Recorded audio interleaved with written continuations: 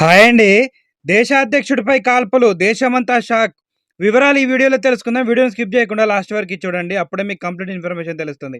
అలాగే వీడియోని చూస్తున్నారు కానీ సబ్స్క్రైబ్ చేసుకోవడం మర్చిపోతున్నారండి. దయచేసి సబ్స్క్రైబ్ చేసుకుని బెల్ ఐకాన్ పైన ట్యాప్ చేయండి.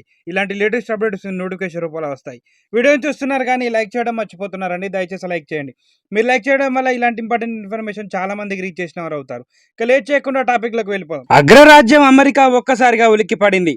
అమెరికా అధ్యక్ష ఎన్నికల ప్రచారంలో భాగంగా మాజీ ప్రెసిడెంట్ డొనాల్డ్ ట్రంప్పై ఓ దుండగుడు ఆయనపై కాల్పులకు తెగబడ్డాడు. పెన్సిల్వేనియాలోని నిర్వహించిన ర్యాలీలో శనివారం ట్రంప్ పాల్గొన్నారు. ఈ సందర్భంగా వేదికపై ఆయన ప్రసంగిస్తుండగా ఒక్కసారి ఆయనపై 6 రౌండ్ల పాటు కాల్పుల మూత మోగింది.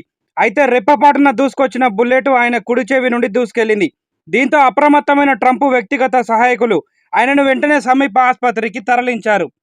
అయితే కాల్పులు జరిపిన ఇద్దరు నిందితుల్లో ఒకరిని భద్రతా సిబ్బంది ఫైర్ ఓపెన్ చేసి హతమార్చారు. ప్రస్తుతం ట్రంప్ కోలుకుంటున్నారని వ్యక్తిగత అధికారులు పేర్కొన్నారు. ఈ ఘటనపై ప్రస్తుత అధ్యక్షుడు జో బైడెన్ స్పందించారు. అమెరికా ప్రజాస్వామ్యంలో హింసకు తావు లేదని అన్నారు. కాల్పుల ఘటనపై సెక్యూరిటీ ఏజెన్సీల నుండి బైడెన్ వివరాలను అడిగి తెలుసుకున్నారు. మాజీ అధ్యక్షుడు ట్రంప్పై కాల్పులతో అమెరికాలో ప్రభుత్వం హై అలర్ట్ ప్రకటించింది. అదేవిధంగా పెన్సిల్వేనియా బట్టర్లో ట్రంప్పై దాడి జరిగిన ప్రాంతాన్ని సీక్రెట్ సర్వీసులు చుట్టుముట్టాయి. ఘటన జరిగిన ప్రాంతంలోని బిల్డింగులను భద్రతా బలగాలు తమ ఆధీనంలోకి తీసుకున్నాయి. తనపై హత్యాయత్నం తర్వాత డొనాల్డ్ ట్రంప్ ఆసుపత్రిలో మాట్లాడుతూ తన కుడి చెవి పైభాగం నుండి బుల్లెట్ దూసుకెళ్లిందని తెలిపారు.